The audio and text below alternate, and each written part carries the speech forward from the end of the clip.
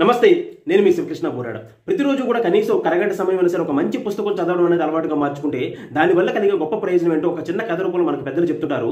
ఒకానొక సందర్భంలో ఒక తండ్రి తన యొక్క కర్తవ్యాన్ని నిర్వర్తిస్తూనే ప్రతిరోజు కనీసం ఒక అరగంట సమయం భగవద్గీత గ్రంథాన్ని చదివేవారు. ఇది పిల్లవాడు చూస్తూ ప్రతిరోజు ఈ పుస్తకం చదువుతావు కదా అన్న, దీనివల్ల సమయం వృధా తప్ప కానీ నీకు ఏం ప్రయోజనం కలుగుతుందని చెప్పేసి, దీనివల్ల రూపాయి కూడా ఆదాయం రాదు కదని చెప్పేసి పిల్లవాడు అడిగాడు.